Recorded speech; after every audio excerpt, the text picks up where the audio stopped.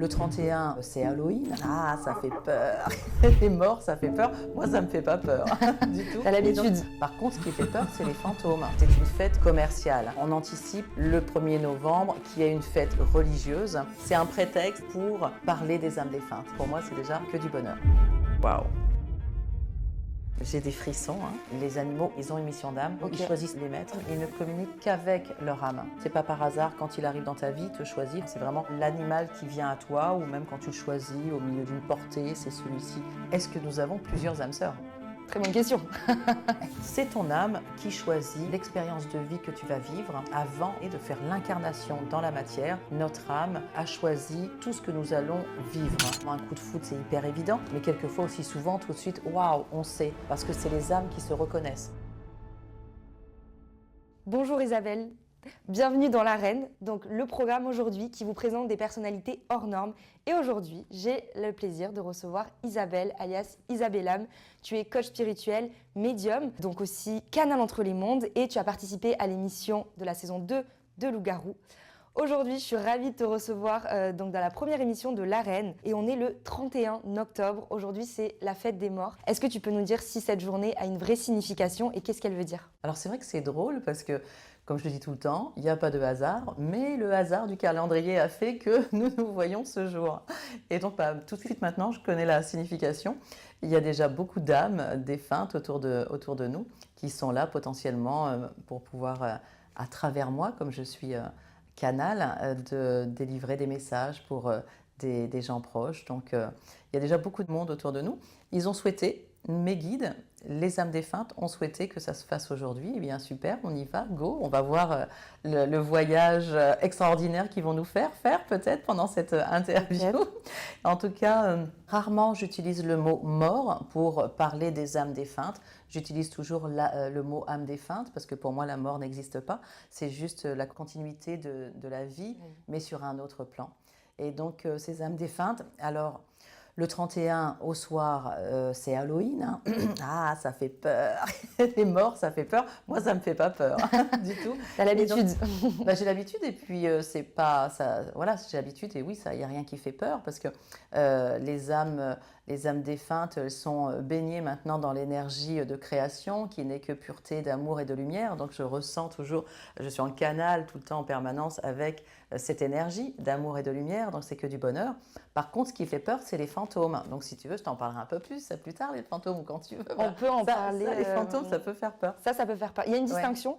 Oui, tout à fait, tout à fait. Alors, je vais continuer concernant Halloween. Alors, Halloween, c'est vrai que c'est une fête, on va dire, commerciale. On anticipe le 1er novembre, qui est une fête, cette fois-ci, religieuse. Une fête commerciale, une fête religieuse. En tout cas, comme je le dis souvent, moi, je suis très spirituelle, je ne suis pas particulièrement religieuse, mais j'aime faire la fête, par contre. Mais par contre, c'est un prétexte, on va dire, pour parler des âmes défuntes. Et c'est déjà quelque chose d'extrêmement puissant parce que ça rappelle à beaucoup de monde que la mort, les âmes défuntes, et obligatoirement les gens se connectent quand même par des prières ou par leurs rituels, ou même quand on fait la fête, on sait qu'il y a la mort et que derrière, peut-être il y a quelque chose ou il n'y a peut-être pas quelque chose, mais en tout cas, ça interroge et on y pense. Donc pour moi, c'est déjà que du bonheur. Que du bonheur.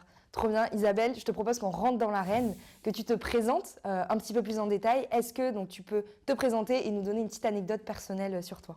Alors donc j'ai un parcours évidemment un petit peu atypique. Je suis médium spirit depuis toujours, c'est-à-dire que je suis née comme ça. J'ai pas spécialement travaillé ça, j'ai pas fait des stages, j'ai pas appris. Dès que je suis petite, j'ai toujours compris que je ne fonctionnais pas comme les autres parce que j'ai vu que les autres ne fonctionnaient pas comme moi. Donc j'ai compris que je ne fonctionnais pas comme les autres parce que j'avais vraiment toujours une lecture, on va dire une photographie énergétique des personnes qui étaient autour de moi. Donc depuis petite, depuis toute ressentais ça? petite, oui, tout à fait. J'avais tout un tas d'informations, des vérités, tout ce qui s'ensuit.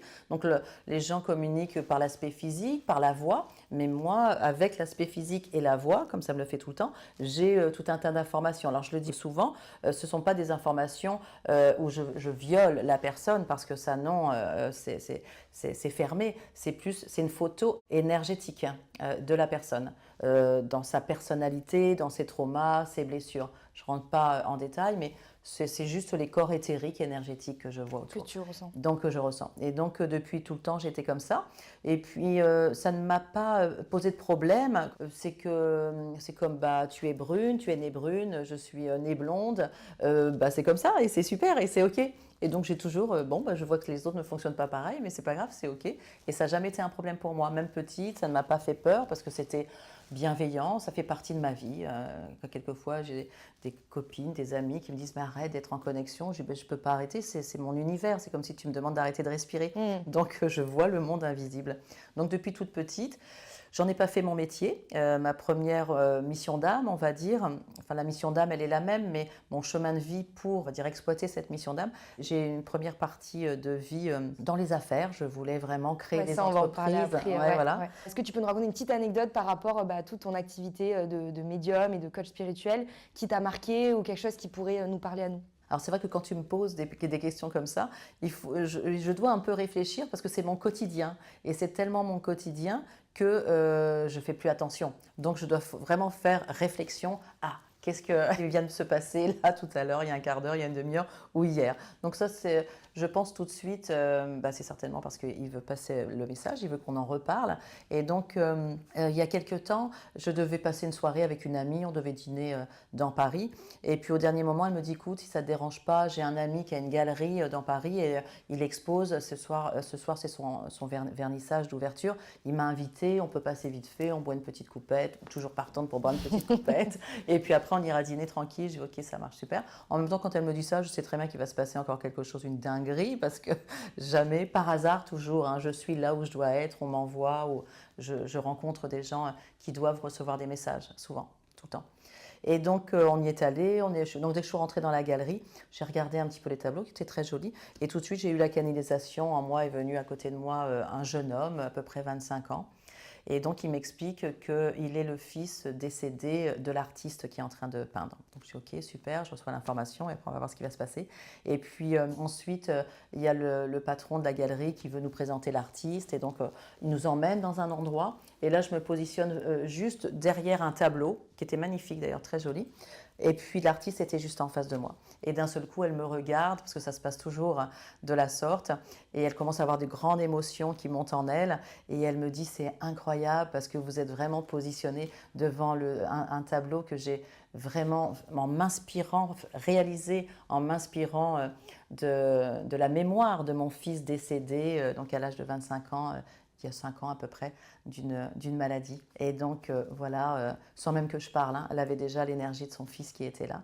Et donc, je lui ai dit, écoutez, je suis médium, et effectivement, et canal des âmes défuntes. Et il a des messages, pas qu'un message pour vous.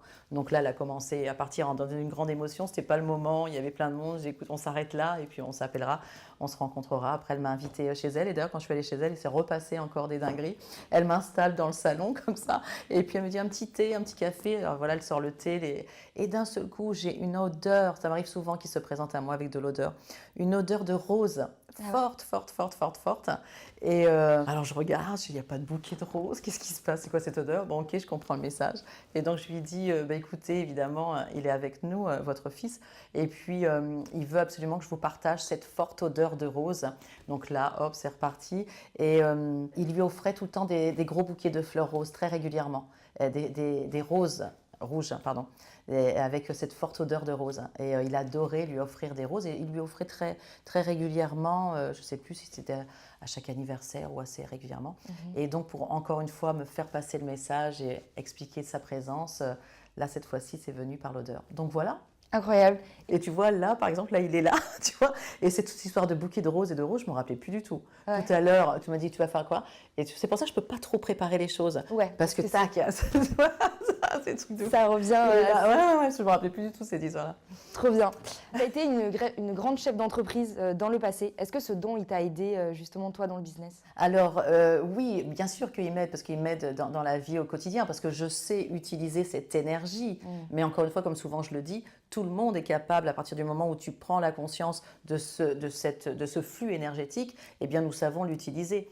Et oui, ça m'a beaucoup aidé, parce que moi, j'avais cette connaissance-là pour recruter mes collaborateurs, pour les manager, pour négocier aussi au mieux les fournisseurs. C'est toujours pareil. Moi, je me sens jamais seule. D'ailleurs, nous ne sommes jamais seuls. Hein. Et donc, surtout, je suis toujours très entourée de mes guides. Et là, en particulier, mes guides, je les sollicitais beaucoup pour les bonnes décisions. Ça t'aide à prendre des décisions oui, au quotidien? Complètement. Oui, oui, oui, tout le temps, je prends mes décisions que comme ça. Et puis, même des moments, j'ai eu quelquefois des moments où tu as beaucoup de stress quand il faut monter sur une scène, parler à 600 personnes, prendre la parole. J'étais aussi un peu présidente de différentes associations, de fédérations de chefs d'entreprise et tout ça, où tu as un parterre devant toi. Et donc, c'est toujours un peu stressant de se sentir légitime et puis de prendre la parole aussi en public. Et donc, je suis toujours très accompagnée, tout le temps, de mes guides qui m'inspirent. Et en général, on est sur le bon chemin. Et justement, comment ils s'adressent à toi pour qu'on comprenne un petit peu? C'est des images, c'est des voix, c'est, tu sais, par la vision, comment ça se passe? Alors, comme je l'explique souvent, nous vivons dans un monde énergétique, vraiment un monde énergétique. Et donc, le physique, la matière, là, le canapé, toi, voilà, notre apparence physique, c'est une énergie très basse. Et donc, plus on monte en vibration, en énergie, et plus on voit là le monde invisible. Donc, quand on me parle, les informations que j'ai, ce ne sont pas une communication de mot à mot comme là, on le fait. C'est vraiment une communication d'âme à âme. D'ailleurs, quand je suis en canalisation, en consultation, je suis d'âme à âme. Et donc, là, ce ne sont pas des mots comme nous, on peut parler, c'est une fréquence énergétique émotionnelle. Je ne sais pas si on arrive à comprendre ça. C'est-à-dire qu'on me fait passer comme une émotion. Alors ça va super vite, hein, il faut que je m'habitue. Souvent, je le dis, ça ne me fatigue absolument pas. Juste le petit effort que je dois faire, c'est un peu le transfert de cette émotion avec des mots, des vrais mots. Des moments où je change un petit peu, ou souvent aussi, je le dis, attention, je dis un mot pour un autre, mais le mot est juste, hein, parce on arrive à me le faire passer. Donc, c'est vraiment une fréquence énergétique, émotionnelle qu'on me fait passer.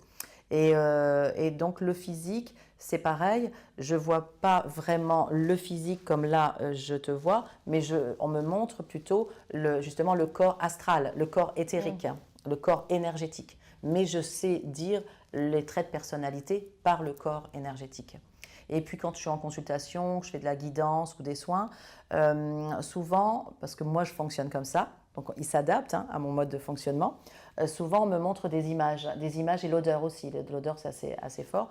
Par exemple, quelqu'un qui est décédé il n'y a pas très longtemps d'un cancer des poumons. Et donc d'un seul coup, j'ai presque mal à la tête, ça sentait fort le tabac, tranquille. Quand je suis en train de toute seule, en train de faire des consultations, parce que je consulte toujours à distance. Et donc voilà, des odeurs et des images aussi. Quand je dois expliquer quelque chose à quelqu'un ou un message ou bien répondre à une problématique, parce que souvent on vient me voir pour trouver des solutions, des déblocages et puis voilà des points un petit peu bloquants, on va dire. Eh bien souvent on me donne des images pour donner des exemples, pour mieux faire comprendre ce que je veux amener. Ouais. Et quand tu as participé justement à l'émission Loup-Garou, où tu as été repérée chez Canal+, est-ce que ça t'a aidé? Est-ce que tu voyais des choses qui te permettaient justement d'avancer dans l'aventure? Alors c'est vrai que c'était une super expérience pour moi quand on me l'a proposé. Très honnêtement, je n'ai pas réfléchi trop longtemps parce que j'adore m'amuser. Je trouve vraiment le programme extrêmement drôle, sympa. Et donc j'ai rapidement donc validé. Mais sans savoir vraiment dans quelle aventure je me lance, parce qu'au quotidien, mes guides, ils sont là 24/24, hein, ça, il n'y a pas de souci, même quand je dors, hein, sympa, les gars, ils sont toujours là. mais ils ne te lâchent jamais. Ils ne me lâchent jamais, et puis merci, vraiment, un grand merci. Et donc, par contre, là, dans une aventure comme ça, où j'ai vraiment besoin d'eux, je ne sais absolument pas s'ils vont être là, s'ils vont jouer avec moi, parce qu'ils savent jouer aussi avec moi, s'ils vont me donner des bonnes informations ou pas. Et donc, c'était voilà, des questions qui n'avaient pas de réponse. Ils sont marrants, ils ont de l'humour, ces fameux guides. Oui, ils ont un peu d'humour. Et donc, est-ce qu'ils ont été là? Et s'ils ont été là ou pas là pendant toute la saison des Loups-Garous, et est-ce qu'ils m'ont communiqué des bonnes informations ou pas? Eh bien ça, je vous laisse le découvrir au fil des épisodes. On découvrira dans l'émission justement. Et avec grand plaisir, on pourra en reparler après le dernier épisode pour justement débattre plus. Pour avoir un retour en direct de vraiment ce qui s'est passé pendant tout le long de Ce sera la partie 2. Hey, Exactement. on a déjà pris le rendez-vous. C'est ça, exact. Trop bien. Je te propose qu'on passe à la partie 2, donc dans l'arène, et que tu rencontres 3 images et que tu puisses me dire, toi, ce que tu en penses. Donc, je vais te les montrer, elles apparaîtront sur l'écran. Alors, écoute, tu peux mettre tes lunettes. Ouais, mes lunettes. Alors, en fait, le principe, c'est simple. Donc, tu as 3 quarts devant toi. Et à toi de me dire qu'est-ce que tu ressens à travers ces images et qu'est-ce qu'elles t'évoquent. Ok. Alors, la première. Alors tout de suite, cette photo, c'est une certitude. La femme, c'est une actrice, c'est pas une médium. Elle n'est pas connectée là. Et donc, elle se force, en fermant les yeux, elle se force à imaginer une connexion, parce que c'est une bonne actrice. Donc elle essaye de se plonger dans son rôle.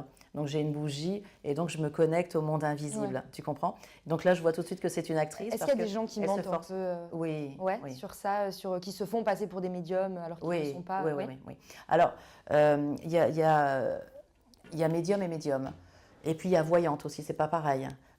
Voyante, quand on travaille avec des supports, c'est comme un art qui s'apprend, qui se développe, et on peut vraiment avoir de très très grandes qualités. Il y a des très très grands voyants et voyantes, ça c'est une certitude.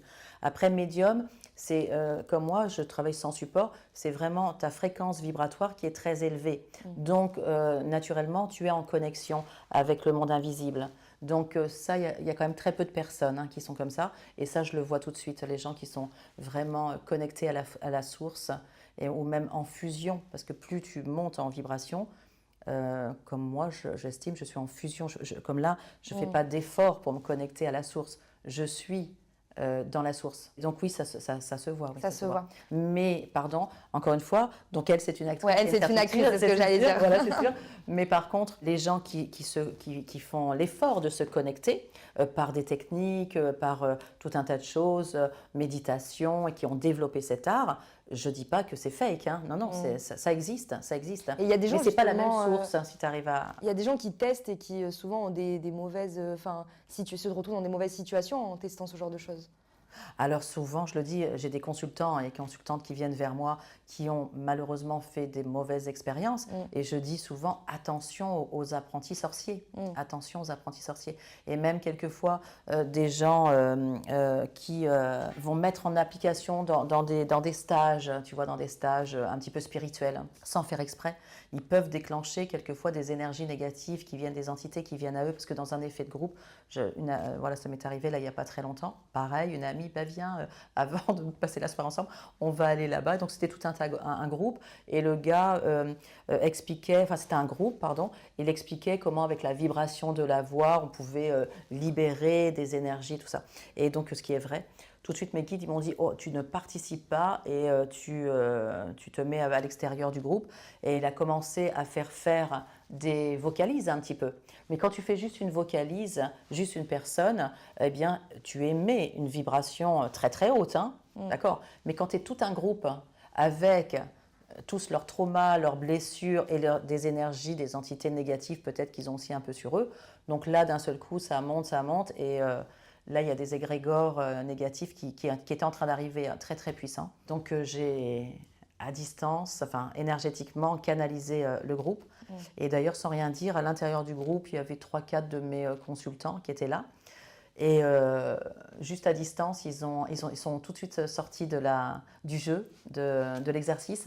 Est-ce qu'ils ont senti qu'ils étaient pas bien, et ils sont sortis du jeu, et c'est très bien. Mais ça s'appelle des apprentis sorciers. Ok.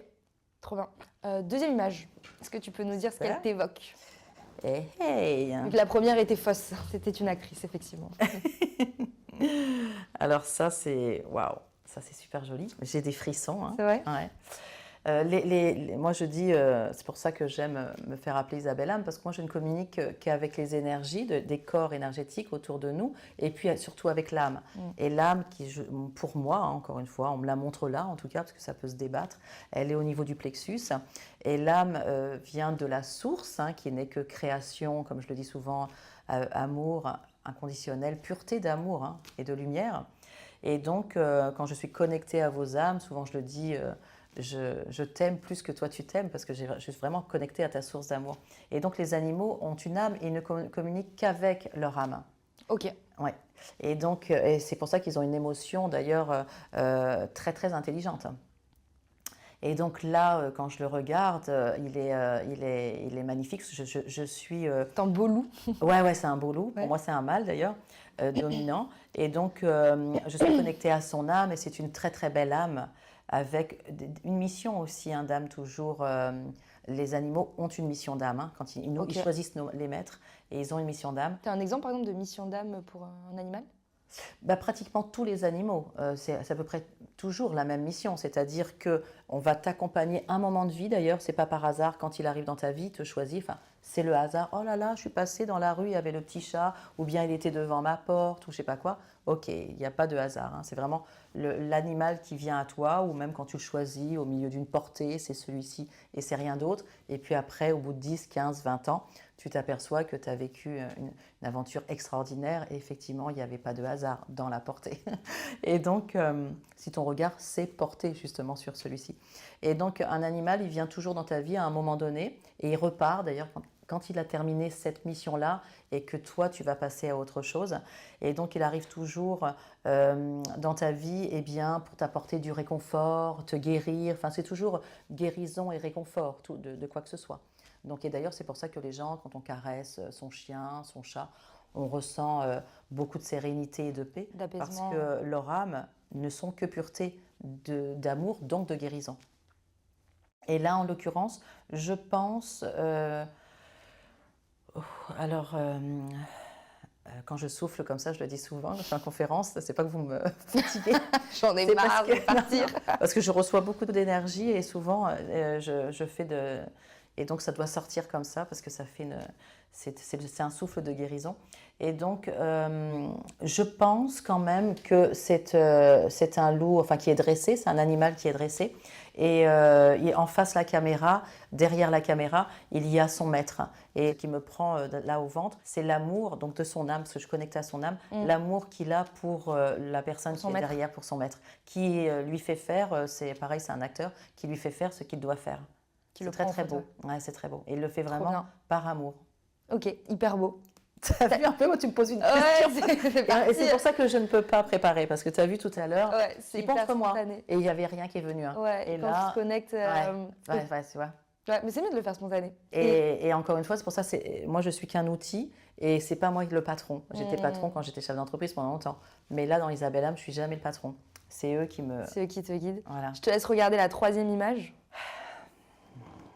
Alors, pour moi, ça, c'est une peinture. Et bon, j'invente rien. C'est une peinture qui est quand même très, très ancienne. Je ne l'accrocherai pas dans mon salon. Je ne le préconiserai pas pour mettre dans une... Et ce fameux troisième œil, est-ce que c'est quelque chose qui se développe? Oui, bien sûr. Ouais. Alors là, ce qui me dérange dans le tableau, c'est une énergie quand même assez sombre, une énergie assez sombre et qui n'est pas très agréable. Et je te dis, énergétiquement, ce tableau, je ne sais pas ce que c'est peut-être quelque chose de très connu, mais je ne le mettrai pas dans mon salon parce que c'est énergétiquement assez négatif. Et ça vient, encore une fois, de la manière dont il a été peint. Souvent, les artistes... Ils mettent leur énergie dans le tableau. Alors, les artistes sont connectés à la source. Tous les créateurs... t'écris une chanson, des films, enfin tout ce qui est artistique, c'est vraiment une connexion naturelle ou bien inconsciente, hein, en tout cas de la source. Okay. Et des mondes invisibles, pardon. Et des mondes invisibles. Et c'est pour ça que d'ailleurs, il y a pas mal d'artistes que je ne préconise pas de faire, qui prennent des substances parce que ça leur permet, croit-il, de monter en fréquence vibratoire, ce qui n'est pas tout à fait le cas, et puis d'être connecté à la source de création. Souvent, tu es un peu dans le bas astral et tout ça, on en reparlera. Les fantômes qui font peur, on en a parlé tout à l'heure. Donc là, c'est quand même assez sombre et tu as raison, l'énergie de l'artiste ressort dans le tableau. Après, tu peux avoir un artiste qui est extrêmement dépressif, mais quand il fait un tableau, tu as toute la lumière qui passe à travers, tu vois, son art. Mais là, ce n'est pas le cas. Et pour en venir à ta question du troisième œil, oui, souvent je le dis que nous pouvons tous faire monter notre fréquence de vibration en le travaillant. Moi, je dis, je ne l'ai jamais travaillé parce que c'était naturel, mais ça, je le fais auprès de mes consultants et consultantes. Je les fais monter en fréquence de vibration. Obligatoirement, quand tu montes en fréquence de vibration, tu as donc tes corps énergétiques qui captent, hein, les guides, ton âme. Et puis, mais c'est pareil, hein, quand je le fais en mettant une grande protection. Et puis, donc le troisième œil, oui, c'est à ce niveau-là. Hein, ça, c'est le chakra d'ailleurs. Hein, les chakras, ce sont des points énergétiques extrêmement puissants. Il y a plein de choses qui nous fait tourner, qui nous fait vivre. Hein. Donc l'âme, ok, hein, c'est comme l'essence même. Mais ensuite, notre corps physique, ce qui nous aide à faire fonctionner notre corps physique, c'est vraiment nos chakras énergétiques. Et donc le troisième œil, c'est un chakra. Et ça, c'est un chakra qui s'ouvre au monde invisible. Quand je dis que la nuit, on me réveille et qu'en permanence, je suis en pleine conscience, et qu'en permanence, je suis en connexion, moi, pendant longtemps, j'ai été formée par mes guides, par le monde invisible, parce qu'il y a plein de guides, il y a des anges, il y a des archanges, il y a tout un tas de monde là-bas, et donc, là, de l'autre côté, et donc eux, ils m'ont formé, tout ce que j'explique, je le sais parce qu'on me l'a dit, c'est de l'information de l'au-delà. Et ensuite, comme je le dis aussi, c'est ce que je fais aussi avec mes consultants, nous sommes quand même dans la matrice, c'est-à-dire que même si j'ai cette connexion très forte, haute, puissante, j'ai quand même un petit corps, je m'entends bien, d'une matière, d'une énergie très basse. La matière, elle est très basse. Et donc, il faut calibrer ça. Il faut le calibrer. Donc, moi, mes guides, ils ont calibré mon corps de façon à ce que je puisse recevoir et envoyer ce que j'envoie. Et puis, moi aussi, je le calibre quand j'envoie aussi l'énergie. Parce que, d'ailleurs, avant, il m'avait dit, je faisais que à distance. Parce que mon énergie était extrêmement puissante et certainement que j'avais du mal à le canaliser. Et en face, c'était waouh. Ouais, tu ressentais. Ouais. Et donc maintenant, je canalise mieux et ça, c'est eux qui me le font. Et mon troisième œil, moi, on me l'a beaucoup travaillé. Ça fait un peu mal d'ailleurs physiquement, ça tire. Mais quand vous le travaillez, d'ailleurs, vous pouvez le faire par des méditations.